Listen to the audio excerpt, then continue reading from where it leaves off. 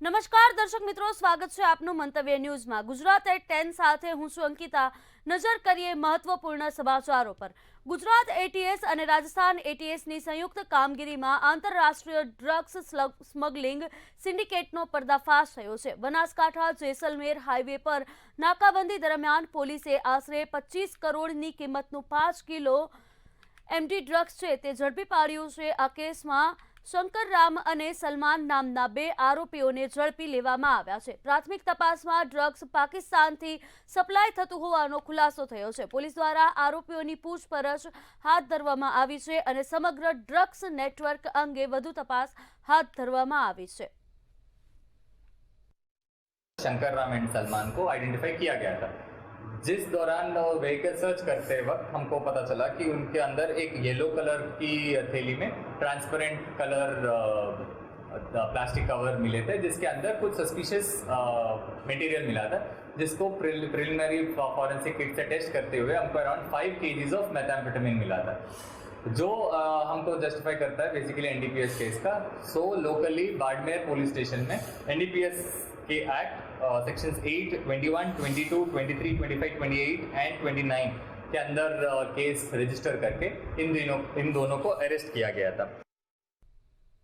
સાણંદમાં અમદાવાદ ગ્રામ્ય એસઓજી દ્વારા લોદરિયાડ ગામે દરોડા પાડી મેફેડ્રોન ડ્રગ્સ સાથે એક આરોપીની ધરપકડ કરવામાં આવી હતી। પોલીસ દ્વારા 64 ગ્રામ પ્રતિબંધિત ડ્રગ્સ સાથે કુલ રૂપિયા 1.97 લાખનો મુદ્દામાલ જપ્ત કર્યો હતો। આ મામલે નરેશભાઈ ઉર્ફે ગોપાલ કોડી પટેલને ઝડપી લઈ એનડીપીએસ એક્ટ હેઠળ ગુનો નોંધાયો છે।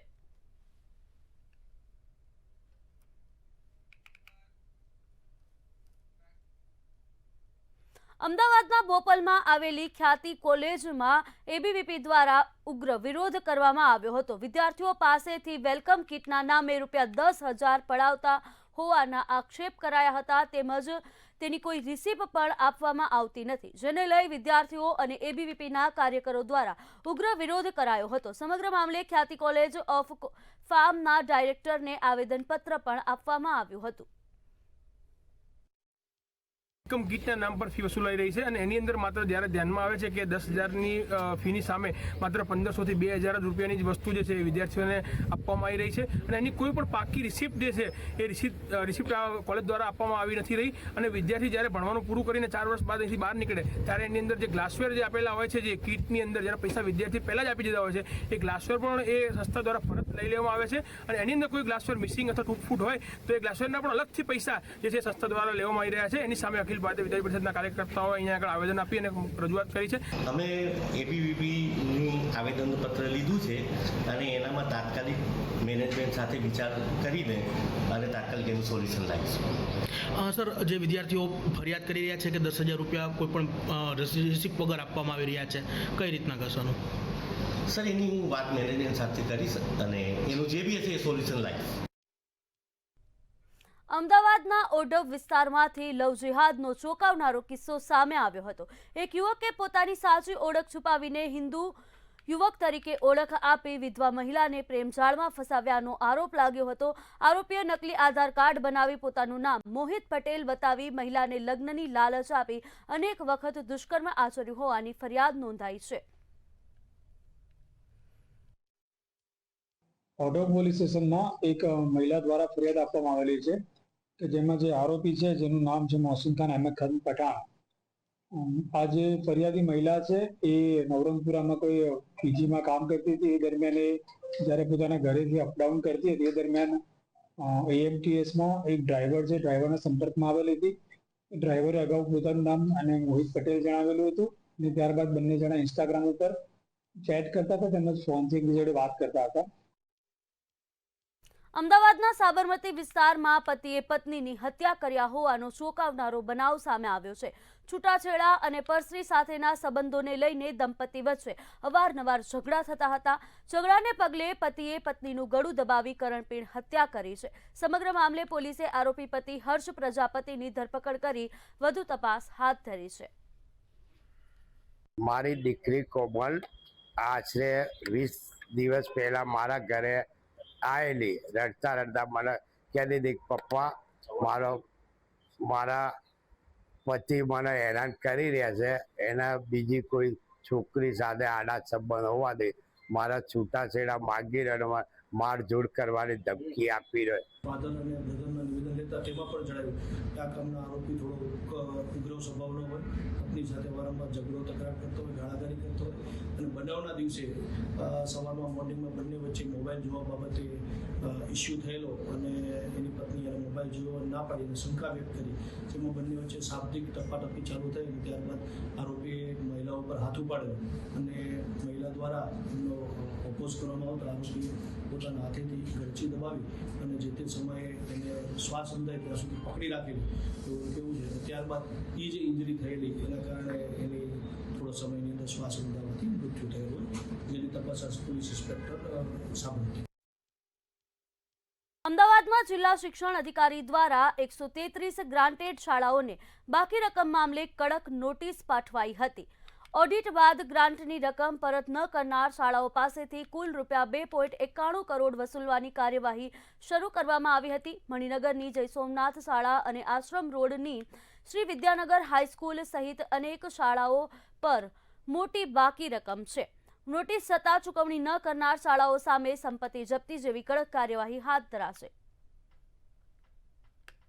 શાળા મંડળ પહેલાં નિભાવ ગ્રાન્ટ જ્યારે આપવામાં આવતી હતી ત્યાર પછી તેણે ફી વિકલ્પ સ્વીકાર્યો હોય એવી મોટાભાગની શાળાઓ છે કે જેમાં સરકારી અનુદાન પગારનું જ ફક્ત આપવામાં આવતું હોય, બરાબર, નિભાવ ગ્રાન્ટ આપવામાં આવતી ન હોય, એટલે એને રિકવરી જે છે એ કરવા માટે કોઈ વિકલ્પ રહેતો નથી. એટલે અગાઉની જે પેન્ડિંગ હતી તે આગળ ચાલ્યા કરે છે, એટલા માટે આજે આપવામાં આવેલું છે. અમદાવાદના જગન્નાથ મંદિર ટ્રસ્ટની કરોડો રૂપિયાની જમીનનો મામલો ફરી એકવાર વિવાદમાં આવ્યો છે.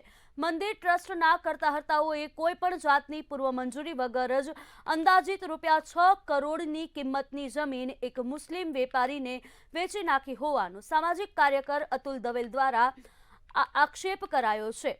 જગન્નાથ મંદિર સાથે લાખો ભક્તોની આસ્થા જોડાયેલી હોય, ટ્રસ્ટનો વહીવટ સરકાર હસ્તક લઈ લેવાની માંગ પણ કરવામાં આવી છે. લેનાર છે યાસીન ગનીભાઈ ઘાંચી અને વેચનાર છે દિલીપદાસ મહારાજ, પરંતુ આ બંને મોહરા છે. એમાં સૌથી વધુ વાંક દિલીપદાસનો એટલે જ ભલે તમને સહી કરવાનું કહેવામાં આવ્યું પણ તમે ભણેલા ગણેલા છો, એક જગ્યાની ગાદી ઉપર સંત તરીકે બિરાજમાન છો, ત્યારે તમારી સમક્ષ અગર કોઈ કાગળ મૂકવામાં આવે છે તો એમાં તમને કોઈ પણ કે તમારે સહી કરતા 7 વાર વિચાર કરવો જોઈએ કે હું આ જમીન કોને વેચી રહ્યો છું. એક મહંત તરીકે જ્યારે જમીન તમે એક મુસ્લિમને આપી રહ્યા છો ત્યારે તમે હિન્દુ સમાજની લાગણી દુભાવી છે, જગન્નાથ મંદિરના મહંત તરીકેની તમારી ગરિમાને ઝાખપ લગાડી છે. જેવી રીતે કે જે જમીન વિશેની વાત ચાલી રહી છે એના અગાઉમાં બી ઘણા સમયથી એની આપણે કોર્ટ મેટર થયેલી છે, કોર્ટમાં કેસ ચાલી રહ્યો છે અને કોર્ટના જે જજમેન્ટ આવશે એ પ્રમાણે પછી એનો જે નિર્ણય લેવામાં આવશે. શાહીબાગ વિસ્તાર જાણીતો વિસ્તાર છે. શાહીબાગનો વિકાસ થાય તો હજુ પણ ઘણી સમસ્યાઓથી લોકો પરેશાન છે. સારા રોડ રસ્તા તો લોકોને મળ્યા છે, પરંતુ ઘણા સ્થળો પર હજુ પીવાના શુદ્ધ પાણી માટે લોકોને વલખા મારવા પડે છે. એક તરફ આલિશાન બંગલાઓ છે તો બીજી તરફ હજુ પણ ઘણા વિસ્તારો વિકાસથી વંચિત છે.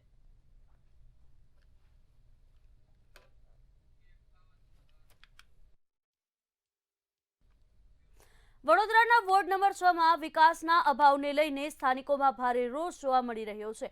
પાણી અને ડ્રેનેજની ગંભીર સમસ્યાઓ વચ્ચે દૂષિત પાણીની ફરિયાદો ઉઠવા પામી છે. તળાવની સુરક્ષા દિવાલ પણ ઘણી જગ્યાએ ધરાશાયી થઈ ગઈ છે. સ્થાનિકોએ વિકાસના કામો ન થયા હોવાના આક્ષેપો સાથે ચૂંટણીનો બહિષ્કાર કરવાની ચીમકી પણ ઉચ્ચારી છે.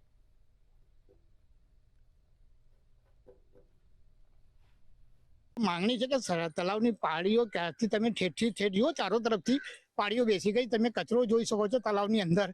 સ્થાનિક સ્વરાજની ચૂંટણી આવશે, શું હે સ્થાનિક હવે અહીંયા આવશે, વોટ માંગવા આવવાના છે. બધી ગંદકી બહુ થાય છે, નાના નાના બાળકો આવે છે, બાલ મંદિર છે, કોઈ બી જોતું નથી. વોટ લેવા આવે છે શીતલ મિસ્ત્રી, અહીંના વડીલ છે, એ લોકોએ કઈ કર્યું નહીં. ગટરનું પાણી આવે છે, અમને પીવાનું પાણી મળતું નથી. અને આટલા વર્ષથી અમે ઓછામાં ઓછા 25 થી 30 વર્ષ જેવા થયા પાણી વગરના જ છે. સ્થાનિક સ્વરાજની ચૂંટણીના રણશીંગુ ફૂંકાઈ ગયા છે, પણ લોકોને હજી જે 5 વર્ષમાં કામો કરેલા તે જોવા નથી મળતા. વડોદરાનો આ સરસિયા તલાવ છે અને વડોદરાના સરસિયા તલાવમાં ગંદકીનું સામ્રાજ્ય હજી પણ યથાવત જોવા મળી રહ્યું છે. વડોદરા ઇલેક્શન વોર્ડ નંબર 6 માં વિકાસ નહીં, માત્ર કોર્પોરેટરોનો વિકાસ થયો હોય તેવી રીતના આક્ષેપો ઉઠી રહ્યા છે, જે સ્થાનિકો છે તેમના દ્વારા કરવામાં આવી રહી છે. વડોદરાના સરસિયા તળાવમાં ગંદકીથી સ્થાનિકો ભારે પરેશાન બની રહ્યા છે. ખાસ કરીને વાત કરીએ તો જૂના સાંકડો જે બ્રિજ છે એ જીવના જોખમ સમાન બન્યો છે, ત્યારે પાણી ડ્રેનેજની સમસ્યા પણ અહીંયા જોવા મળી રહી છે. તેની પણ હાલત એવી ગંભીર બની છે. સ્થાનિક આપણી સાથે છે, તેમની સાથે વાત કરીશું. જી, શું કહેશો? આ વડોદરા શહેર સ્માર્ટ સિટી જે કહેવાય છે તેની વચ્ચોવચ સ્માર્ટ સિટીની વચ્ચોવચ આવેલું સરસિયા તળાવ છે અને આ એક ઐતિહાસિક સરસિયા તળાવ છે. સર સયાજીરાવ ગાયકવાડની આ એક દેન છે. લોકોને પાણીની અભાવ રહેતો હોય તેના માટે એની પૂરતી સેવાઓ આપવા માટે એમને બનાવેલું હતું. મારું ખાસ કહેવાનું એટલું જ છે કે જ્યારે વડોદરા શહેરની આજુબાજુના તમામ તળાવોનું રિનોવેશન બ્યુટિફિકેશન કરવામાં આવ્યું, અમે લોકોએ જાતે પોતે એટલી બધી અરજીઓ કરી છે કે જેની કોઈ લિમિટ નથી એવું સમજી લો. તો આ બ્યુટિફિકેશન માટે વારે ઘડીએ બજેટો ફાળવવામાં આવ્યા છે, નથી આવ્યા એમ પણ નથી. અને તે બજેટો માટે તમારે જુઓ તો ગૂગલના અંદર તમે સર્ચ કરીને જોઈ શકો છો. કોર્પોરેશનનું કેવું છે કે અત્યારે સરસિયા તળાવનું કામ પૂર્ણના આરે છે અને 25 કરોડ રૂપિયા જેવું આના વિકાસ માટે ખર્ચવામાં આવ્યો છે. તે તબક્કાવાર તેનું બજેટ ફાળવવામાં આવતું હતું. કહેવાનો મતલબ એ છે કે દરેક દિવાલો ધરાશાયી થઈ ગઈ છે. નવી પાઇપલાઇન નાખ્યા પછી પણ તેને ઓપરેટ કરવામાં નથી આવતી. એ ફળિયાના અંદર એકલાસ મુલ્લામાં ડ્રેનેજના ગંદા પાણી મિક્સિંગ થઈને આવે છે અને ત્યાંના સ્થાનિકો બહારથી પાણી લઈને આવે છે. અહીં એક ભરવાડવાસ છે, ત્યાં આગળ એ લોકોને 2 ટેન્કરો મૂકવામાં આવે છે અને એ લોકોને પણ પાણી પૂરતું નથી મળતું. ચોક્કસ એટલે જોવા જઈએ વડોદરા ઇલેક્શન વોર્ડ નંબર 6 છે. માજી સ્થાયી સમિતિ ના જે અધ્યક્ષ છે ડોક્ટર શીતલ મિસ્ત્રી, આ તેમનો વિસ્તાર છે અને આપણે જોઈ શકીએ જે પ્રમાણે 30 વર્ષનું જે એક ચક્રી શાસન ભારતીય જનતા પાર્ટીનું જે વડોદરા મહાનગરપાલિકામાં હતું તેને લઈને અહીંયા જે વિકાસની જે અહીંયા બણગા ફૂંકવામાં આવે છે તે કશું જ અહીંયા જોવા નથી મળતું, તેવો સ્થાનિકોનો આક્ષેપ છે. ચોક્કસથી વિકાસ થયો છે, પણ સ્થાનિકોનો આક્ષેપ છે કે વિકાસ કોર્પોરેટરોનો થયો છે, વિકાસ જે વિસ્તારનો કરવાનો છે તે થયો નથી. જોઈ શકાય ઐતિહાસિક એવો સરસિયા તળાવ છે, તેની આજુબાજુના જે વિસ્તાર છે ત્યાં પાણીની લાઈનો છે પણ ત્યાં પાણી નથી. ત્યારે જે ગટરો છે તે અત્યારે ઓવરફ્લો થઈ છે અને તે લોકોને અત્યારે ગંભીર હાલાકીનો સામનો કરવો પડી રહ્યો છે. હવે કેટલી વહેલી તકે તેમની સમસ્યાનું નિરાકરણ આવશે તે આવનારો સમય જ બતાવશે. કેમેરામેન કેતન શિંદે સાથે સત્યન નેવાસકર, મંતવ્ય ન્યૂઝ. નગરપાલિકા ચૂંટણી પહેલા મહેસાણા શહેર કોંગ્રેસ સમિતિએ કોંગ્રેસનું કમિટમેન્ટ મેનિફેસ્ટો જાહેર કર્યું હતું. CWC મેમ્બર જગદીશ ઠાકોર સહિતના નેતાઓની હાજરીમાં લોન્ચ થયેલા મેનિફેસ્ટોમાં શહેરના વિકાસ, ઇન્ફ્રાસ્ટ્રક્ચર, નાગરિક સુખાકારી અને મહિલા યુવા સુરક્ષા માટે 11 મુખ્ય વચનો આપ્યા હતા. તેમાં આધુનિક શાળા, હેલ્થ સેન્ટર, શુદ્ધ પાણી, ડ્રેનેજ, CCTV અને સ્માર્ટ સિટીની સુવિધાઓનો સમાવેશ થાય છે. સમગ્ર ગુજરાતની 15 મહાનગરપાલિકામાં તારીખ 6 અને 7 અમારા સ્થાનિક ચૂંટણી ઢંઢેરાના મુદ્દાની લોન્ચિંગનો કાર્યક્રમ છે. એના ભાગરૂપે આજે મહેસાણા નગરપાલિકાના અમારા ચૂંટણી ઢંઢેરાનું લોન્ચિંગનો કાર્યક્રમ રાખ્યો છે. વડોદરામાં ચૂંટણી પહેલા પક્ષ પલટાનો દોર તેજ બન્યો છે. ભાજપથી નારાજ વેમાલી ગામના પૂર્વ સરપંચે 35 વર્ષનો સંબંધ તોડી સમર્થકો સાથે કોંગ્રેસમાં જોડાયા હતા. તેમણે આક્ષેપ કર્યો કે ભાજપે વિકાસને વિનાશમાં ફેરવી દીધો છે અને વિસ્તારમાં પાણી સહિતના મૂળભૂત પ્રશ્નો ઉકેલાયા નથી. ડ્રેનેજ અને વરસાદી કાંસ જે અત્યારે નાખી છે પણ એક ખૂબ મોટો ઇસ્યુ છે કે નદીની એક તરફથી વરસાદી કાંસમાં પાણી જાય પૂરનું અને બીજી તરફથી એ જ પાણી પાછું નદીમાં જાય. તો પૂર આવશે તો એ વરસાદી કાંસનો જે ખર્ચો કરેલો છે એ ખરેખર માથે પડેલો છે. અને મૂળ વસ્તુ તમને કહું તો સમસ્યાનું જળ. ચૂંટાયેલા પ્રતિનિધિઓ એ આંદોલનો આટલા બધા કર્યા છતાં કદીએ એવો પ્રયત્ન નથી કર્યો કે જે લોકો આંદોલનો કરે છે કે જે લોકોને સમસ્યા છે એમને અમે સામે બેસાડી અને પૂછીએ. અમદાવાદ મ્યુનિસિપલ કોર્પોરેશન માટે ચૂંટણીઓ યોજાવા જઈ રહી છે, ત્યારે ગત 5 વર્ષમાં કોર્પોરેટરે કેટલા કામો કર્યા અને કેટલા બાકી રહ્યા, લોકોનો મિજાજ આ ચૂંટણીમાં શું છે અને કેવા ઉમેદવારની આશા રાખે છે, મતદારો આવો જાણીએ. ચૂંટણીનો માહોલ છે અને 5 વર્ષ દરમિયાન લોકોને શું મળ્યું ને શું ના મળ્યું એ જાણવું પણ જરૂરી છે અને સાથે સાથે એનો હિસાબ કિતાબ પણ થવો જોઈએ. બહેરામપુરા વિસ્તાર અને બહેરામપુરા વિસ્તારના લોકો હજી પણ કેટલી વસ્તુઓથી વંચિત રહી ચૂક્યા છે તેઓની પાસે જાણીશું. અચ્છા બેન, બહેરામપુરામાં તમારા વિસ્તારમાં શું નથી?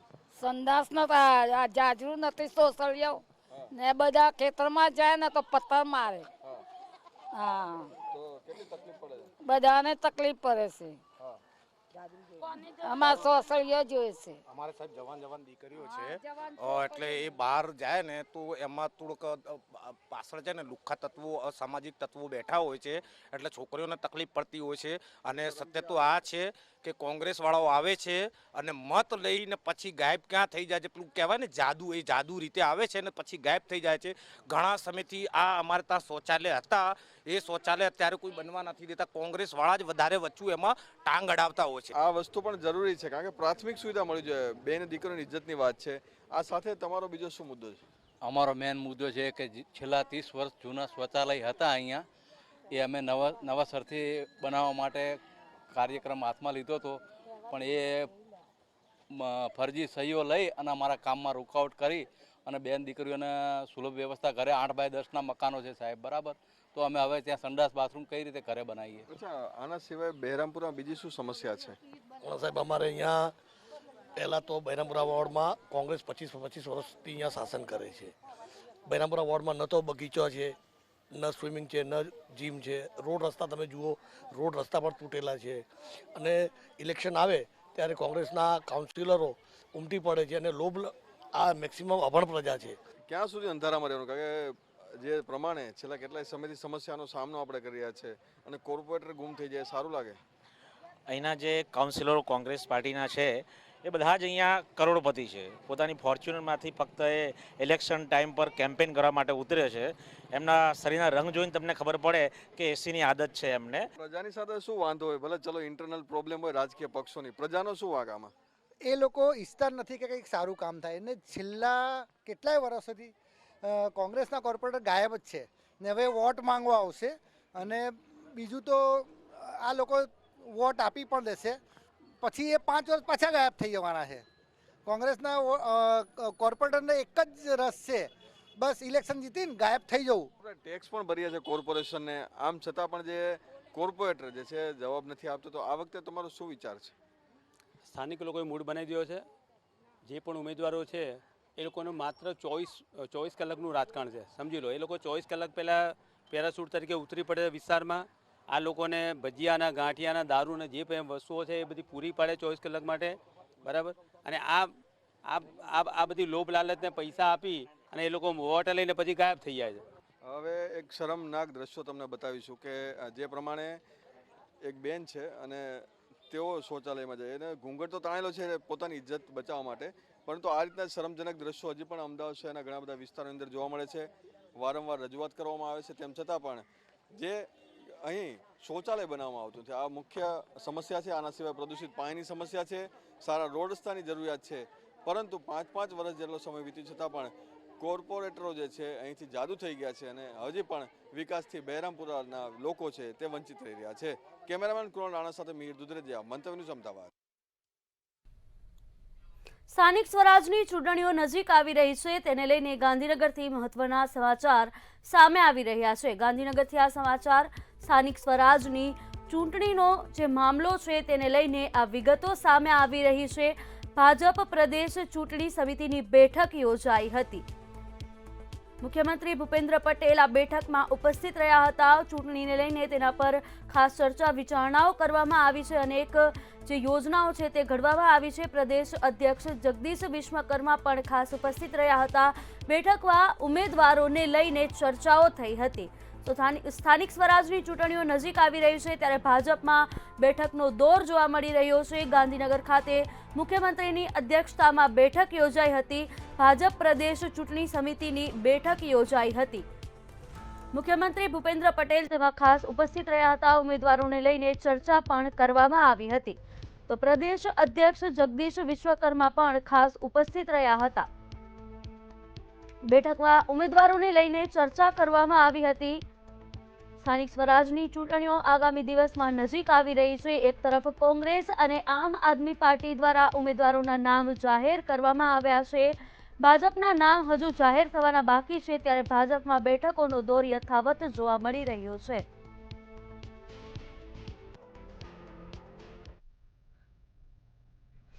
સુરતમાં સ્થાનિક સ્વરાજની ચૂંટણીને લઈને ભાજપ મેદાનમાં ઉતર્યું છે. સુરતથી આ સમાચાર સામે આવી રહ્યા છે. સ્થાનિક સ્વરાજની ચૂંટણીને લઈને ભાજપ મેદાને ઉતર્યું છે. કડોદરા ચલથાણા નગરપાલિકામાં ચૂંટણીનો માહોલ છે તે જોવા મળ્યો હતો. વોર્ડ નંબર 6 કાર્યાલયનું ઉદ્ઘાટન બાદ વિરોધ પ્રદર્શન કરાયું હતું. ભાજપ આગેવાનોની ઉપસ્થિતિમાં આ સમગ્ર કાર્યક્રમ છે તે યોજાયો હતો. ખડગેના નિવેદન સામે ઉગ્ર વિરોધ કરવામાં આવ્યો હતો. તો ખડગે જે નિવેદન આપ્યું હતું તેને લઈને ઉગ્ર વિરોધ કરવામાં આવ્યો હતો.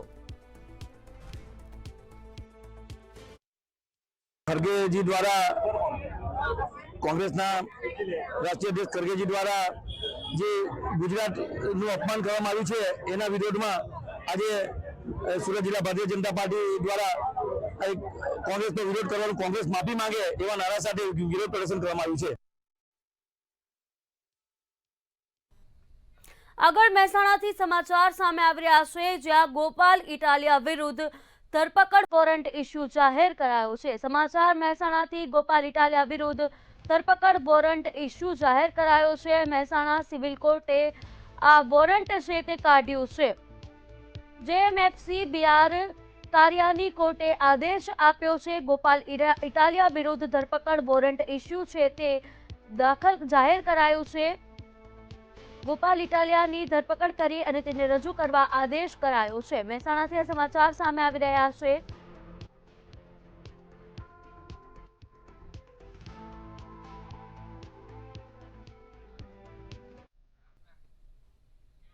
આગળ સુરેન્દ્રનગરથી સમાચાર સામે આવી રહ્યા છે, જ્યાં પોલીસ દ્વારા કાર્યવાહી કરવામાં આવી છે. સુરેન્દ્રનગરથી સમાચાર, જ્યાં પોલીસ દ્વારા કાર્યવાહી કરવામાં આવી છે. જિલ્લા પોલીસની કાર્યવાહી છે તે તેજ જોવા મળી છે. લીંબડી અને ચુડા પોલીસ મથકમાં ગુના નોંધાયા છે. સુરેન્દ્રનગરથી આ સમાચાર સામે આવી રહ્યા છે, જ્યાં લીંબડી પોલીસ સ્ટેશનમાં ભગીરથસિંહ રાણા સામે ગુનો નોંધાયો છે.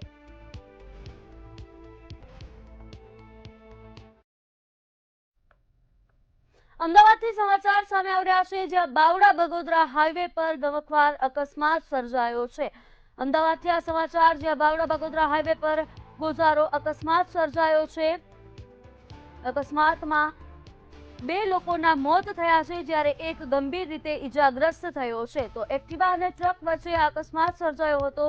ઓનેસ્ટ હોટેલ પાસે એક્ટિવા અને ટ્રક વચ્ચે અકસ્માત સર્જાયો. અકસ્માતને લઈને લોકોના ટોળે-ટોળા પણ એકઠા થયા હતા. વડોદરાના ડભોઈમાં વાતાવરણમાં અચાનક પલટો આવ્યો છે. તો કમોસમી વરસાદની આગાહીને લઈને રાજ્યમાં ઠેર ઠેર વરસાદી માહોલ જોવા મળ્યો હતો. તેમાં ડભોઈના વાતાવરણમાં પણ અચાનક પલટો આવ્યો અને ઝરમર કમોસમી વરસાદ વરસ્યો હતો. વડોદરાથી આ સમાચાર સામે આવી રહ્યા છે, જ્યાં ગામમાં કમોસમી વરસાદથી ખેડૂતોમાં ચિંતા વધી છે. કમોસમી વરસાદે ખેડૂતોની ક્યાંક ને ક્યાંક ચિંતા વધારી છે. તુવેર, મકાઈ, દિવેલા અને ઘઉં જેવા પાકને નુકસાન. ગુજરાત એટ 10માં હાલ બસ આટલું જ. વધુ સમાચાર માટે જોતા રહો મંતવ્ય ન્યૂઝ. નમસ્કાર.